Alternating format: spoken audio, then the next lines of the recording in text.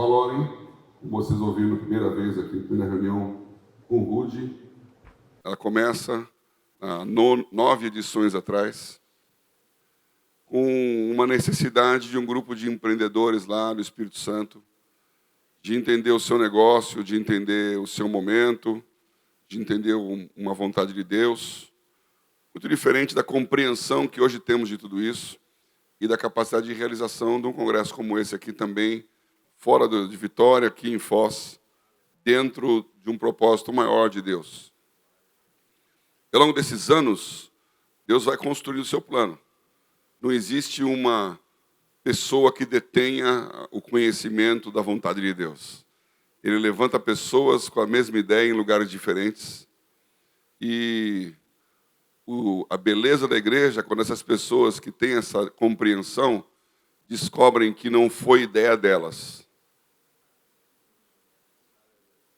Eu levo o nome de Paulo, já é um peso por si só, né? Paulo, verdadeiro, ele escreveu isso em Efésios. Paulo era uma pessoa muito inteligente. Mal do nome. E Paulo quer dizer pequeno, né? Paulo é uma pessoa muito fora da curva. É um personagem bíblico fascinante. Vou querer conversar com ele lá no céu, vai ter uma fila lá.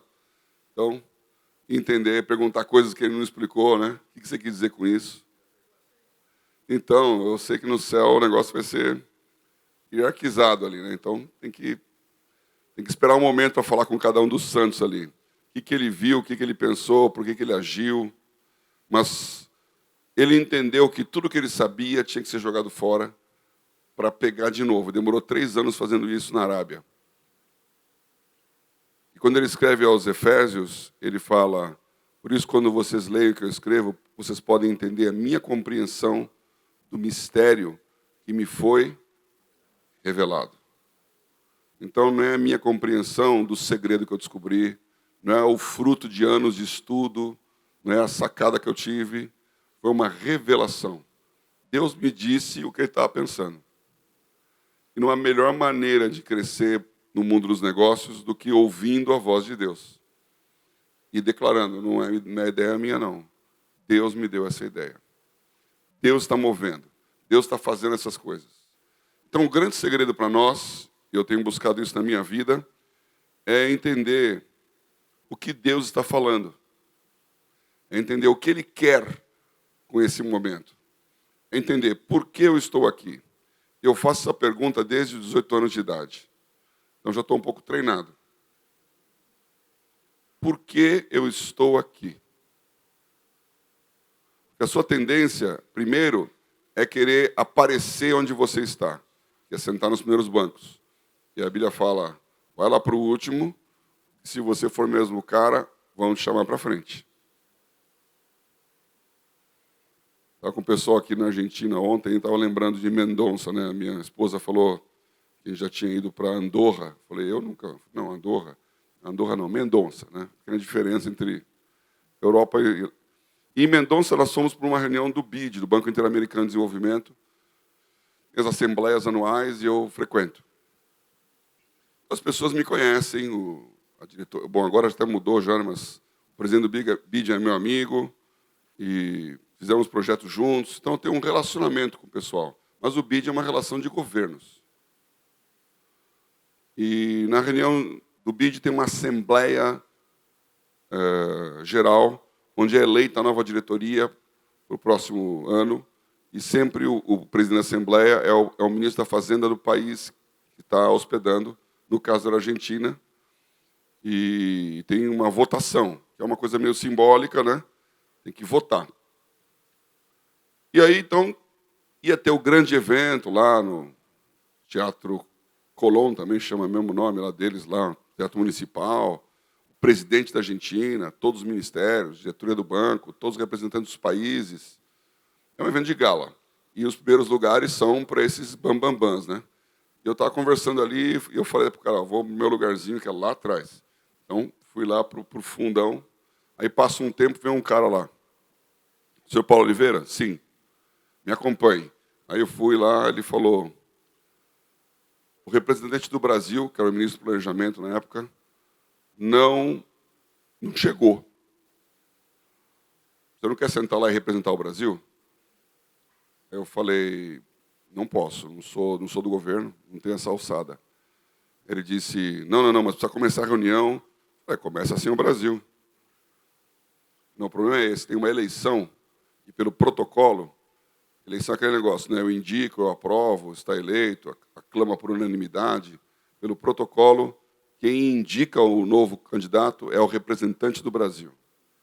É a primeira coisa que acontece. E depois a Colômbia fala, eu aprovo, depois todo mundo. Falei, caramba, que coisa. Aí eu fiquei pensando, isso vai dar uma confusão legal, né? Imagina quando o pessoal de Itamaraty, né? E aí eu fiquei pensando também, bom, eu vim para esse evento com uma pergunta no coração. Deus, por que eu estou aqui?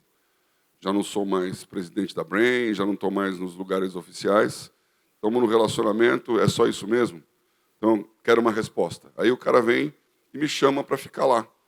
Fui no primeiro banco, primeira fileira, no centro, sentei no lugar do representante do Brasil. A mulher do Canadá estava do meu lado. Ah, e você é o ministro do Brasil? Eu falei, não sou. Eu falei, não, mas olha, preciso do seu contato e tal. O presidente do banco estava na mesa, na frente, assim, olhando assim, com aquela cara, o que você está fazendo aí? E, só para terminar essa história, o ministro, que também é o Diogo, também chama Oliveira, né?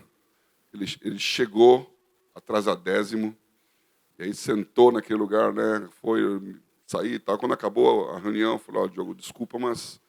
Falou, não, tudo bem representado. A família Oliveira estava aqui, né? Fez a brincadeira lá até. E você não quer passar o dia com a gente? Eu quero. E aí, todas as reuniões oficiais que o Brasil tinha, eu participei junto. São portas que Deus abre que você não entende. Quando você pergunta, por que eu estou fazendo o quê aqui? O que você está fazendo aqui? Isso tem muito a ver com José. Ele deve ter feito essa pergunta muitas vezes. O que eu estou fazendo aqui? E eu tenho uma frase que vai sempre comigo, que é, para estar no lugar certo na hora certa, é preciso chegar antes. Para estar no lugar certo na hora certa, é preciso chegar antes. Todo mundo quer estar no lugar certo na hora certa. E eu conto essa história que meu pai me contou, meu pai é pastor também, né? Uma resposta de oração lá na moveira da igreja dele, passando necessidade, passando fome, a mulher não tinha comida mais, então Deus falou com ela para ir para o supermercado, fazer a compra que ele ia garantir. E ela vai para o supermercado, enche todo o carrinho de compra com as compras normais. Aí no meio do caminho ela pensa, bom, se Deus falou que ia garantir, eu vou comprar melhor. Aí encheu o carrinho do melhor lá. Ela não teria dinheiro normal para comprar aquilo. Já não tinha nem para o normal dela. E aí, cheia de fé. Como nós, quando Deus fala uma palavra, ficamos cheios de fé. Mas existe a hora do caixa. Aí você vai chegando na fila do caixa, aquele gente passando, e ela com o carrinho cheio, pensando, não aconteceu nada, não aconteceu nada, não aconteceu nada. E quando vai andando, vai chegando essa vez, vai falar, não vou passar a vergonha de a mulher começar a passar os produtos e eu não tenho dinheiro para pagar. Ela falou, Deus, desculpe se eu não tenho fé, mas eu não vou fazer isso não. Tirou o carrinho da fila, quando estava chegando a vez dela, e como todo bom supermercado, tem um monte de caixa fechado, né? Essa coisa que só Antor, né? Só Antor pode resolver, né? Você tem lá 20 caixas, estou fazendo propaganda dele aqui. Você tem 20 caixas e tem 3 funcionando. Caramba. Aí ela foi naquele caixa fechado, parou, falou, vou embora. E quando ela fez isso, o sistema de som do supermercado disse, senhores clientes, promoção especial, a primeira pessoa que chegar no caixa número tal terá sua compra paga pelo supermercado. Entrou uma mulher no caixa, sentou, era o caixa dela, acendeu a luz e ela nem entendeu o que estava acontecendo. Ficou aí tudo aquele corre assim, né? E a mulher do caixa falou, senhora, É você, é você. E ela entrou ali. Para estar no lugar certo na hora certa, é preciso chegar antes. E o problema de chegar antes é que não é a hora certa. Se não for o lugar certo, não adianta nada chegar antes nem depois. Vai ficar esperando. Mas se é o lugar certo, mesmo assim, chegando antes, você vai passar muita atenção. Timing is everything. Então, a pergunta é, como entender que aquele lugar é o lugar certo? Como entender o que você está fazendo aqui? Você tem que entender o lado prático da vida. E esse é o ponto da Bíblia. E quando a gente lê a Bíblia, a gente lê a história do começo ao fim. Eu já sei o final da história. Então, você não está na tensão de saber se Jesus vai morrer e vai ressuscitar. Você não está na pele do Pedro e do Tiago, que tinha um sonho e aquele sonho foi destruído quando Jesus teimou em ir para Betânia e não em fugir para Galiléia. Ele quase foi preso. A situação estava muito dramática. Ele sai de Jerusalém e aí o Lázaro morre. E aí ele fala, vou voltar lá para Betânia. Betânia fica a alguns quilômetros de Jerusalém. É assim, anda a pé. E aí então os discípulos falam, não é hora de voltar. Ele fala, vamos voltar. Não, Jesus, quase morremos lá, não volta. E ele fala, o Lázaro está dormindo. E se ele está dormindo, deixa ele dormir. A nossa compreensão humana é essa. Nós não entendemos o que Deus está fazendo, porque ele fala que ele está dormindo, dizendo que ele tinha morrido. Nós não entendemos o que Deus está falando e sabemos que o negócio está muito ruim. E aí, se você for um bom discípulo, você vai ser um Tomé. Que bateu. Jesus falou, não. Aí o Tomé falou para os outros, esse cara é um cabeça dura, ninguém muda ele, vamos lá morrer com ele. Então a frase de Tomé é, vamos juntos morrer com ele. Ele não disse, estou fora. Ele não disse, não aguento tanta incoerência. Esse cara não está enxergando que as coisas não são assim. Nós estamos dando a vida por ele e ele não preza a nossa vida. Um monte de reclamação que você faz e Deus está falando, eu sei o que eu vou fazer. Vamos lá. Então, pelo menos hoje, tenha a fidelidade de um Tomé, que tem que ver para crer. Mas quando ele vê, ele fala, Senhor Deus e Rei meu. Né? Então, como foi dito aqui do Jó, toda a história aconteceu, Jó não sabia o que estava acontecendo. A gente não sabe o que está acontecendo. O segredo do cristianismo é viver o lado prático da vida, em que você não sabe o que acontece e não viu a história para o final. E isso é muito bem representado com a história do José.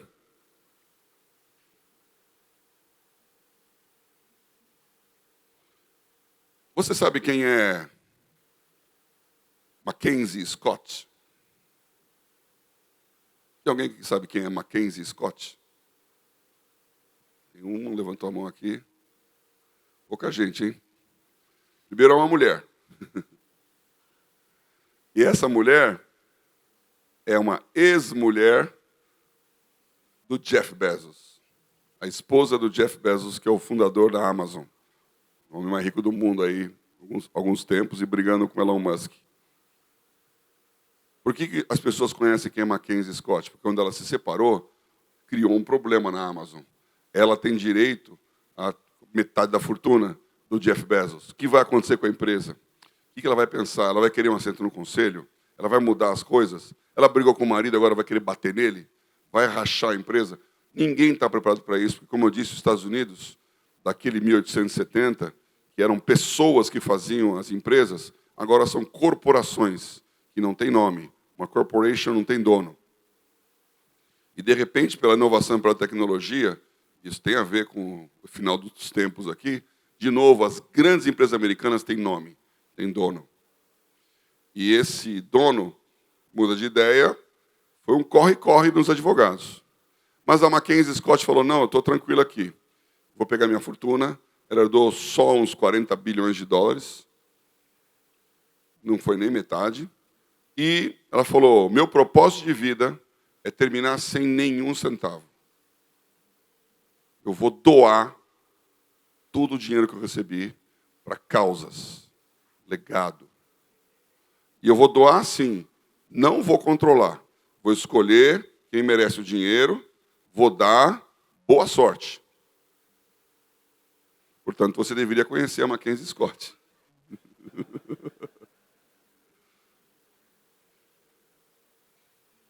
Aqui no Brasil tem um trabalho social no Morro, na favela carioca, de educação. E eu esqueci o nome dele agora.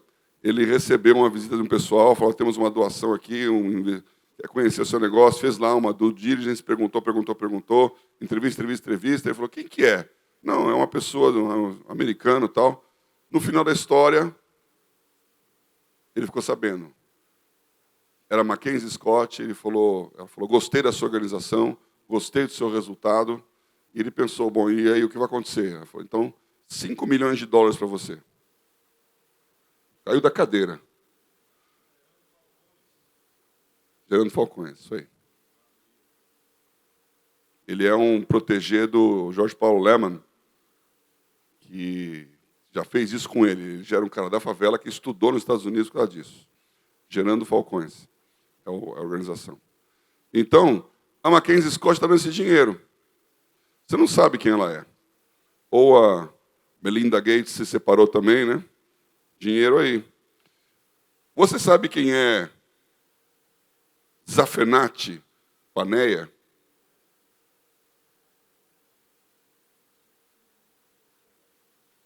Zafenati Paneia? Você não sabe. Mas é o nome de José, no Egito. Para as pessoas do Egito, ele era Zafenati Paneia. É como ele era conhecido. E nas reuniões da Valorem lá do Egito, o pessoal falava, Zafenati Paneia ficou milionário e está distribuindo dinheiro. É a história do cara que era um escravo hebreu e virou o segundo homem mais rico da nação mais rica do mundo. Trajetória impressionante desse Zafenati. E casou com a filha do sacerdote, coisa que talvez o impedisse de ser membro de alguma igreja hoje. O cara casou com a mulher do feiticeiro Morla, sacerdote do Egito, chamava Azenate. Então, quando você fala de Efraim e Manassés, esses dois são filhos dessa liga. A história de José, literal, você conhece. Ele era o filho de José com Raquel, a mulher Jacó, a mulher que Jacó realmente amava, né? Jacó sai da sua casa, fugido por causa do seu irmão Esaú, querendo matá-lo. Ele pegou a primogenitura dele, vai para a casa do tio Labão, que ele nunca tinha visto. Lá ele conhece a Raquel maravilhosa, como toda judia, muito bonita. E aí, então, se apaixona. E essa pergunta eu faço lá no Bíblia Toda, que é o meu YouTube de estudo da Bíblia, né? Bíblia Toda é quanto tempo Jacó trabalhou até casar com Raquel. E a maioria das pessoas fala 14 anos. Se você pensou 14 anos, errado. Ele trabalhou 7 anos e 1 semana. E depois de 7 anos, ele ganhou a Lia, que era a irmã mais velha, e o Labão falou, aqui o costume é esse, casa primeiro com a mais velha, depois você casa com a menor por mais 7 anos de trabalho, mas 1 semana depois, ele já ganhou a Raquel em advance. E continuou trabalhando, né? Foi para a segunda lua de mel 1 semana depois, né? Essa é uma história que as mulheres não gostam muito, não. E como eu brinco aqui, né, essa é a prova que Jacó era analfabeto, porque a Bíblia diz que ele amava Raquel e não Lia. Então,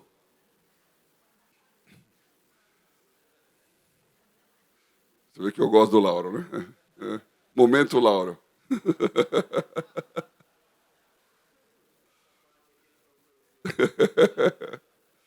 E aí, Raquel não pode ter filhos. Depois de muito esforço, José nasce. Vou adiantar aqui a história. Vocês conhecem. Então ele se torna um filho muito querido. E os outros irmãos, muita inveja. Ele era mais jovenzinho. Só depois dele vem o Benjamim, que é a raspa do tacho, e onde Raquel morre. Então era o caçulinha. Os 2 filhos que José tinha com a mulher que ele amou. Os irmãos não gostavam dele. Na primeira oportunidade, o pai dá uma roupa toda colorida, um manto sem costura, que era uma coisa de muita preciosidade para aquele momento. O Jacó privilegia o José. Os irmãos não gostam, tentam matá-lo. Depois Rubem fala, não vamos matar não, vamos vender para esses ismaelitas aqui que estão passando. Vai como escravo para o Egito, vai para a casa de Potifar, o general, cresce na casa de Potifar, a mulher do Potifar se engraça com ele. Ele, não vou fazer isso com você. E aí, então, ele foge, ela fica com a roupa dele na mão, porque cá entre nós, como é que ela conseguiu chegar tão perto? O José tomou a atitude certa. Agora, quanto tempo ele demorou para chegar na atitude certa? Ele sai, ela fica com a roupa, ela fala, esse escravo é seu aí, tentou me pegar. O Potifar acredita na mulher, o José vai para a prisão. Na prisão, ele é excelente, o carcereiro dá tudo na mão dele, e o padeiro tem um sonho, o padeiro do faraó tem um sonho. Nesse sonho, o José interpreta, o copeiro tem um sonho, o padeiro tem um sonho. Ele interpreta os 2 sonhos, um ia voltar, o copeiro a voltar a ser o copeiro do faraó, e o outro ia morrer. O padeiro morre, e o copeiro é restaurado novamente na sua posição. Lembrando que copeiro não é uma posição subalterna. Copeiro é um cargo de confiança. Ele estava lá garantindo que tudo que o faraó comesse estava seguro. E ele garantia com a vida. Ele tinha que experimentar primeiro para não ser envenenado. Então tinha que ser alguém que ele confiava. E estava próximo, né? Porque, como todo mundo, o faraó tinha 3 refeições por dia. Então está no dia a dia do faraó. E o José fala, quando você voltar lá, lembra de mim. E o copeiro fala, claro, você me salvou. Só que ele esqueceu. Esqueceu 2 anos. 2 anos depois, o faraó tem um sonho. E aí o copeiro lembra e ele chama o José. O José interpreta 7 vacas magras, 7 vacas gordas e se torna o 2º maior do Egito. Fim da história. É fácil contar assim. Agora, para estar no lugar certo na hora certa, é preciso chegar antes. Esse é o José literal.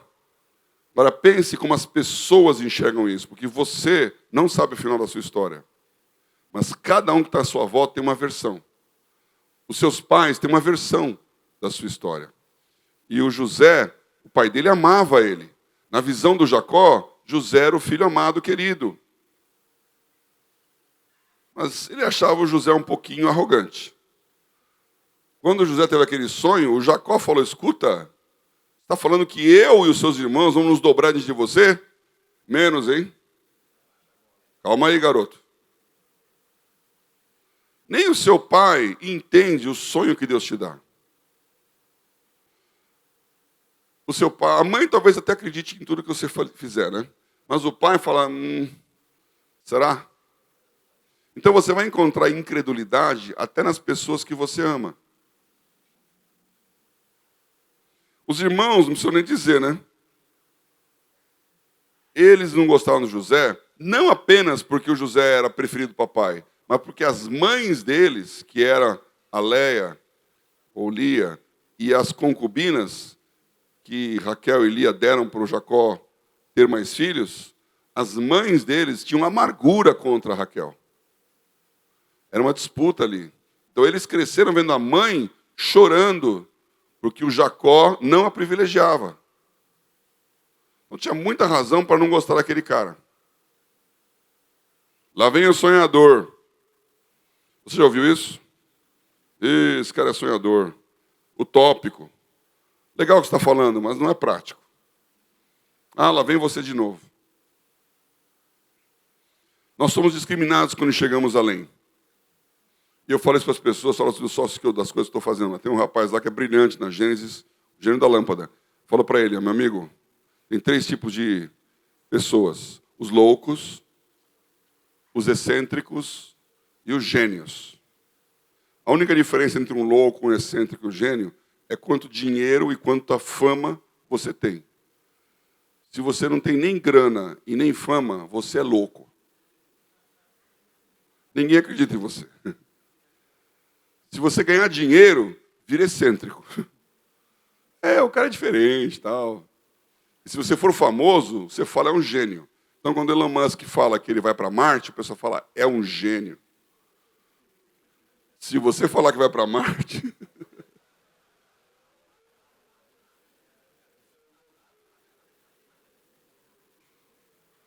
Então eu digo para ele, antes de você ter uma nova ideia, fica um pouco rico.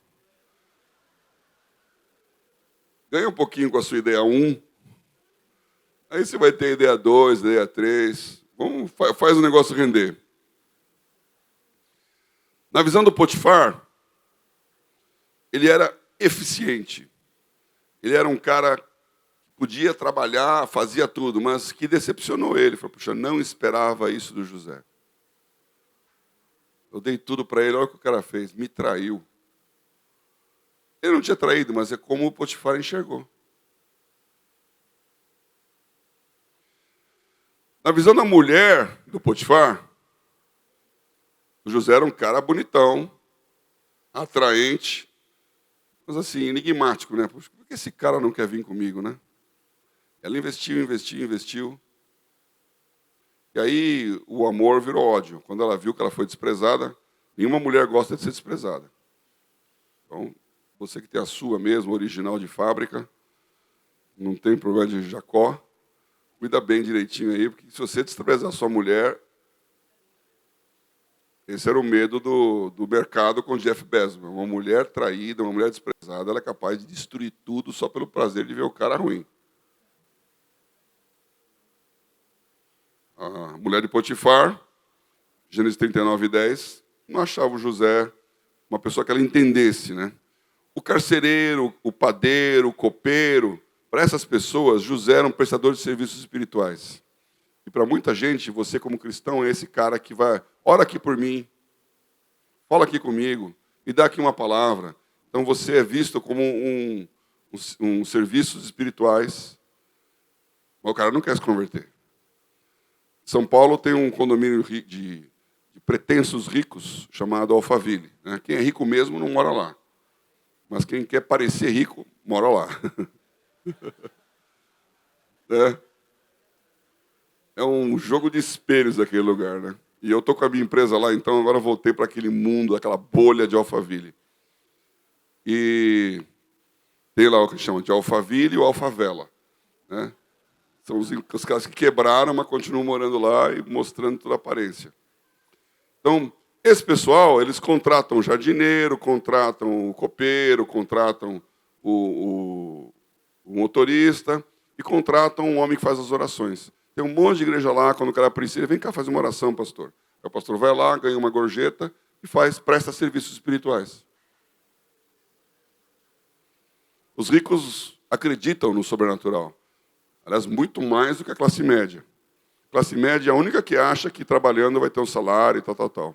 O pobre precisa de Deus, senão ele não come. E o rico precisa de Deus, porque senão ele quebra. Por isso, lá em Brasília, nos altos escalões, nos políticos, espiritualidade, mãe de santo, pai de santo, gente que ora. A turma gosta desse pessoal aí. E o José era esse cara para essa turminha. Gênesis 41:15 fala que José, quando o faraó chamou ele, esse texto é um texto interessante, eu não vou ler aqui por causa do tempo, mas ele teve que se barbear, teve que se aprontar, ele estava na cova, na caverna. Prisão lá no Egito não era prisão canadense. Ele estava 2 anos num buraco, maltrapilho. Quando o faraó chamou, teve que botar ele como gente de novo, para ele poder falar com o faraó. E quando ele tem a chance dele, ele interpreta o sonho, mas ele vai além. Fala, eu sugiro o seguinte. E aí vem fazer a conta. Como que você resolve o problema das 7 vacas magras? Nas 7 vacas gordas, guarda. Quanto você guarda? Você tem a quantidade que vai consumir normalmente, a quantidade que você vai precisar. Ninguém sabe quantos anos de vacas magras vai acontecer. Então, todo mundo se prepara para alguma coisa. 1 ano, 2 anos de crise. 7 anos é muito azar. Nenhuma empresa aguenta 7 anos de vacas magras. O José sabia quanto ele tinha que guardar. Ele foi disciplinado para segurar a grana, construir os silos. Como o Marcelo falou aqui, até hoje estão arqueologicamente descobrindo silos horizontais que ele construía, não era só vertical. E tinha um sistema muito engenhoso de retirar o grão do fundo, que era o primeiro, e não de cima. Tinha uma tecnologia para fazer isso. Tinha uma matemática, tinha uma logística. E o José deu o plano para o faraó. Então, ele não apenas interpretou o sonho, ele deu uma solução. E o faraó disse, onde eu vou achar um cara que ora e que faz? Deveria ser aqui. E aqui tem gente que ora, tem gente que faz. E vocês têm que saber serem reis e sacerdotes. Você precisa ser uma pessoa espiritual que faz a conta. Senão você entra num delírio sobrenatural e vai ser um prestador de serviço para ricos falidos. Ou você vai ser um empresário que crê em Deus, mas depende de você. E aí vem os ticos e os tecos aqui. O Dico e o Duale. Você precisa entender essa mistura. Eu quero terminar aqui, para poder passar para o lado prático, dizendo assim, eu pensei até em mostrar esse gráfico aqui, mas depois eu mudei minha apresentação. Eu falei, eu não vou mostrar a apresentação, não. Mas imagina um gráfico. Um gráfico da percepção prática da teoria na vida de José. Deus sabia o que vai acontecer. Ele é constante, ele não muda, ele está sempre igual. Os homens, eles apreciam ou depreciam o que você faz de acordo com o resultado. Então, José tinha um valor lá embaixo, porque ele era o filho querido. Quando ele vira escravo, ele perde valor. Quando ele vira filho número 1 do Potifar, ele ganha valor. Ele é o imigrante que deu certo.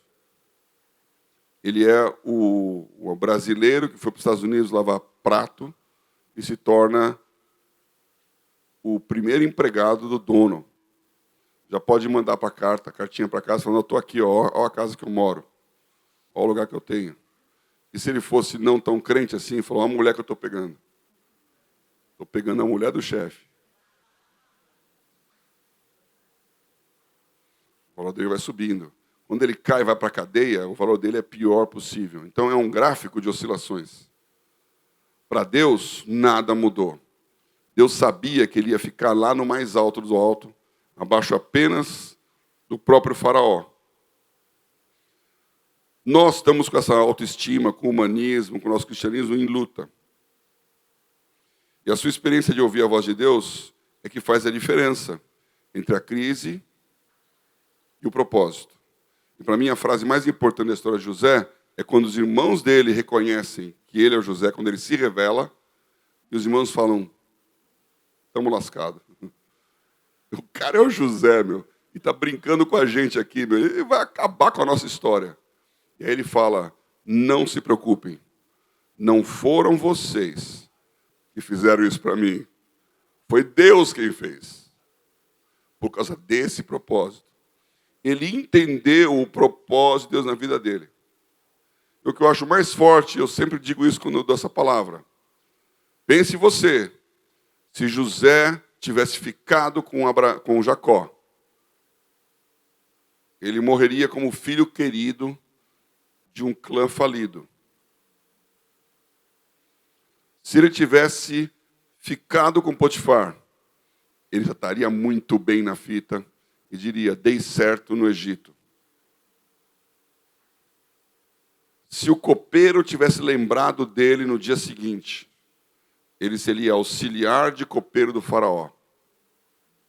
E estaria muito bem também. Agora, o propósito de Deus é que ele fosse o segundo mais rico. Ele tinha que esperar esse momento. Ele tinha que passar por aquelas provações. Ele tinha que entender por que aquelas coisas estavam acontecendo. E ele não estava entendendo. A diferença de José para o Jó é que quando chegou a hora dos irmãos virem, quando ele enxergou a família, ele disse, eu estou entendendo o que Deus fez na minha vida. É lá na frente que você vai entender por que Deus está te dando tanta aprovação. É lá na frente que Deus vai te mostrar por que Ele te colocou naquele lugar. E essa nossa oração aqui é que você entenda que você entenda que você não tem que entender. Você tem que ser fiel. Você tem que prevalecer. E tem que ser excelente. Seja excelente com seu pai, seja excelente com seu chefe, seja excelente com seu exator, com seu carcereiro, seja excelente com o faraó. Deus tem um propósito para o Brasil, onde eu falei de toda aquela grande eloquência. Você é um José? Na minha vida, essa palavra de José vem acompanhando. Ah, Deus tem um José. Muitas pessoas oraram, profetizaram. Você é um José. E uns anos atrás, eu fui para os Estados Unidos numa conferência que o Morris Cerullo, né, um cara que já faleceu, mas era um grande pregador, me conheceu aqui no Brasil e falou, estamos levando um grupo de brasileiros para lá, estou te convidando, tudo pago, conferência no Texas, só tinha grandes nomes do Evangelho lá, pregadores maravilhosos. Poxa, tudo pago, vou. Pois eu entendi que ele nos mostrava lá no Brasil para arrecadar fundos, né? Então ele falou, estamos aqui essa delegação dos países, dinheiro, era um fundraising para o Morris Cerullo de um ano. Um dos pregadores, naquela época eu não conhecia, foi para a pregação lá e ele escreveu um monte de livros, e aí então eu gostei dos livros dele, fui lá, comprei os livros, falar sobre sabedoria, e no dia seguinte tinha uma assinatura de autógrafos. Tinha um amigo da Índia que eu conheci lá, queria a assinatura dele, chama Mike Murdock. O cara que escreve muita coisa, mas deu muito escândalo também. Grana e prosperidade é o assunto dele. E eu não vou muito com essa turma não, né? Mas gostei do livro. Estava na fila lá do autógrafo junto com o meu amigo indiano. Quando chegou a minha vez, o Mike olhou para mim e falou, e você? Eu falei, já comprei o livro ontem. Quem é você? Paulo, Brasil. Ele falou, Paulo, a unção, o manto de José está sobre a sua vida. Eu falei, agradeço. Aí ele disse, você não está entendendo. Estou te dizendo que o manto de José está sobre a sua vida. Estou entendendo. Você disse que o manto de José está sobre a minha vida. Concordo. Vou te dar um livro. Me deu um livro, já tenho. Ele falou, vou pegar um que você não tem. Foi lá dentro, pegou um livro em espanhol até, e escreveu, Paulo, nunca se esqueça, o manto de José sobre a sua vida. Eu falei, eu agradeço a sua palavra, ela é de Deus, já ouvi isso várias vezes. Ele nunca tinha me visto, não sabia quem eu era, não sabia o que eu fazia, não tinha nenhuma noção do meu histórico. Então ele falou um negócio que era de Deus mesmo. E eu referenciei. Aí ele disse, nós ainda vamos nos encontrar. Eu estou indo para o Brasil. Quando for para o Brasil a primeira vez, você me traduz? Eu falei, tem mais gente melhor para isso. Nós vamos nos encontrar no Brasil. Eu falei, nós vamos nos ver de novo. Naquela tarde, o pastor Doriel, que era o pastor fundador da Catedral da Fé, estava lá também no evento, ele falou, Paulo, você me ajuda com o inglês aqui? Eu queria sentar lá na frente, na plataforma, do lado do Morris Cerullo.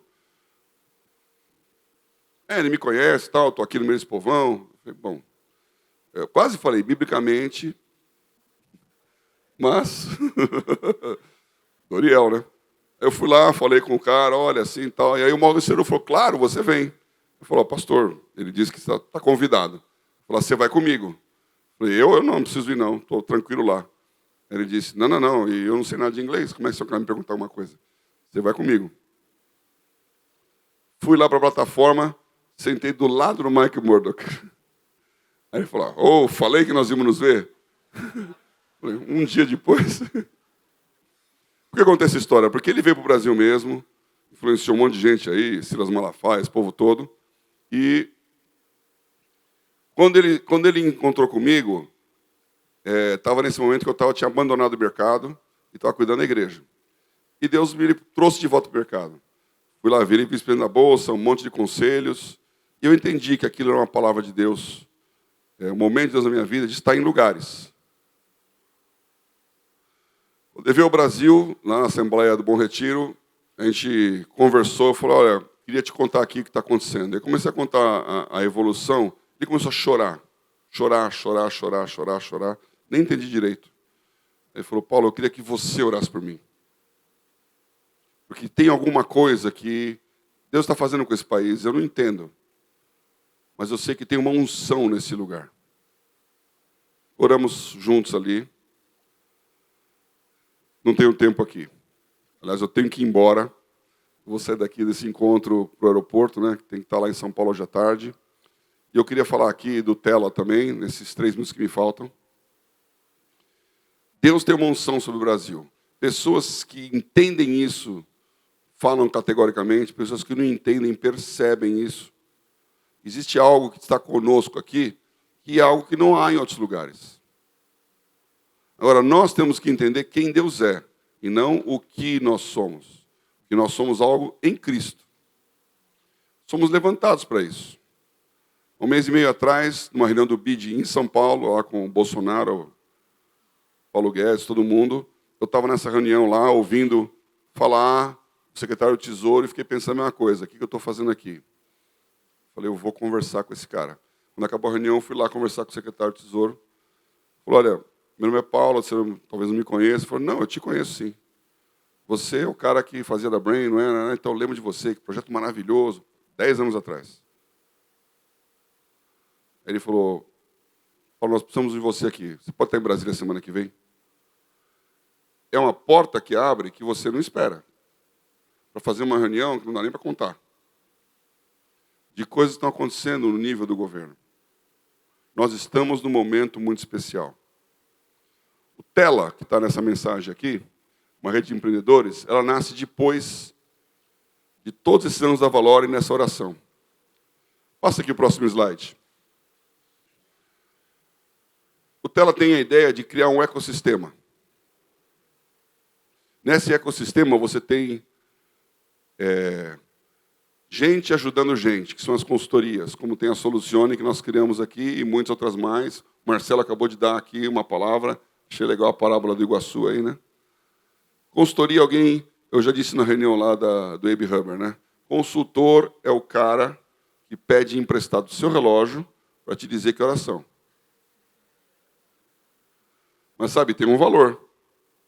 Porque, às vezes, você não está entendendo o que o seu negócio está fazendo. Precisa de alguém de fora que fale, você está fazendo isso. Então, a consultoria é importante. A mentoria é importante. A visão externa de alguém neutro é importante. Eu estou delirando ou isso é uma visão? Eu estou sendo teimoso ou resiliente? Então, tem que ter um ambiente de consultores cristãos que deem conselhos cristãos. Você precisa de educação, instituições de ensino que tenham valores cristãos para os nossos filhos e para os nossos jovens. O Tela tem uma escola de empreendedorismo online. E você vai lá e tem, como eu falei ontem, as aulas. Você tem que ter dinheiro, investimento cristão, em projetos cristãos. Não é projeto cristão de ajuda social, porque esse é o ISD. É projeto de fazer produção e riqueza, com valores cristãos. E aí, essas empresas que vão ser levantadas, elas serão levantadas para não apenas atender Brasil, mas atender mundo, um mundo digital. E você está internacional hoje, em qualquer lugar, em qualquer cidade. E para isso nós queremos que nossos jovens tenham ideias de startups, tenham ideias de inovação. Gostei da palestra do Sebastião, né? Conheço bem alguns assuntos que ele fala. Estou hoje numa empresa de blockchain. E o que eu entendo de tecnologia? A tecnologia ela é neutra. A tecnologia remete para a árvore da ciência do conhecimento do bem e do mal. O conhecimento é de Deus. A internet não é do inferno. O YouTube não é do diabo. Você pode usar de um jeito, pode usar do outro. A tecnologia é neutra, mas está nas mãos de pessoas que têm um objetivo que não é neutro. pode estar nas suas mãos também. Porque essa é a maneira de você, sendo pequeno, se tornar grande. Essa é a maneira de você ter um acesso que está bloqueado no sistema tradicional. Então, quando você for incubado, acelerado, quando você entender o seu propósito, você pode encontrar e ter um networking de pessoas que te ajudem nisso. Esse grupo aqui é um networking. Há outros grupos como esse acontecendo no Brasil. BAM está para isso. E nós estamos promovendo encontros. O próximo encontro, passa aí, do Tela, vai ser em Brasília. Nós tivemos um encontro, outro slide aqui. Nós tivemos um encontro, foi o último dia do André Mendonça, antes dele ser indicado para o Supremo Tribunal. Hã? Legal. Eu aqui pedindo, né? São os núcleos estaduais. Já falei isso aqui. Vamos ter um encontro em Brasília, 29 de setembro. Vai estar lá o João Mordomo, o Dongley, o André Mendonça, ele estava dizendo se vai ainda ou não vai. Né? A Almada, que é o presidente do Cicobi, que estava aqui, inclusive, né, acontecendo. E tem mais gente, esse aqui é o mais antigo. Depois tem mais um aí, ó, que eles atualizam. Encontro de pessoas, diminui um pouquinho. Eita. O Maurício Cunha, que é o secretário da Direito das Crianças, o Feltrin, o Gilberto, é o pastor da Igreja Batista da Capital, a CEO do Girafas, uma mulher que está lá em Brasília, cristã. Tem um convite para a Daniele, que é a presidente. Daniela é presidente da Caixa Econômica hoje, Caixa Econômica Federal, cristã. Então, cristãos se encontrando, se reunindo. Eu queria incentivá-los a sonhar e entender que você é um José. A percepção de quem você é, só Deus pode dar. Nem você sabe. Mas eu quero abençoar a sua vida, quero orar aqui. E estou indo embora. O Gustavo, né? Fica de pé, Gustavo. O Gustavo, ele participa do Tela, ele é o nosso jurídico lá também. Se quiser mais informações, ele continua aqui, né? Ele vai ficar até de noite aqui. Pode conversar com ele. Nós estamos à disposição, na pessoa física, na pessoa jurídica, para que você entenda o seu lugar e o seu momento. E o que a Valorem continue fazendo isso, juntando pessoas, criando relacionamentos. Que esse congresso de Foz continue, né? Seja o primeiro aqui, vai ter mais gente. Queria agradecer demais a visão e a perseverança do Grupo Unos, né? Não só do Sidney, mas todos os demais sócios que apostaram nessa ideia, botaram dinheiro, pelo visto conseguiram pelo menos o retorno do dinheiro, né? Vale a pena. Vamos abençoar o nosso país. Eu agradeço a Deus por essa oportunidade de estar com vocês. E esse é o dia das coisas que se começam, das coisas pequenas. É uma semente que nós estamos semeando. Você é essa pessoa. Feche seus olhos. Senhor, eu agradeço porque nós conhecemos o Teu nome, nós conhecemos o Teu poder, nós conhecemos a Tua história. O que nós não conhecemos é a nossa história. E a Tua palavra declara, não compete ao homem que caminha conhecer os seus passos. Então, Senhor, sabemos que é por desenho assim. O Senhor nos criou limitados. O Senhor nos criou frágeis, necessitados uns dos outros. E aqui somos esses pequenos pedaços de um quebra-cabeça que o Senhor está montando. Eu peço que cada um aqui coloque-se no seu lugar, se posicione, entenda o seu momento e o teu momento. Eu peço para que o Teu Espírito Santo possa nos dar a paciência de saber que ainda há um pouco de tempo, e o que há de vir, virá, não tardará. Que o justo viverá pela fé. Nós abençoamos a fé de cada empreendedor. Nós abençoamos a excelência, para que quando ele estiver no lugar certo, na hora certa, como foi dito, como eu disse no começo do primeiro Valorem, foi lembrado aqui, ele tem a sorte de estar preparado no lugar certo, na hora certa. Essa sorte vem do céu. Nós abençoamos o momento de cada empresa, o momento de cada negócio, o momento de cada empreendedor. Eu quero repreender a ilusão do inferno. Eu quero repreender o delírio que o diabo causa em quem está ganhando e a incredulidade que ele causa em quem não tem nada. Porque nós não somos nem tão bons assim, nem tão ruins assim. Nós somos instrumentos em tuas mãos. Abençoamos esse momento. No nome glorioso de Jesus. Amém.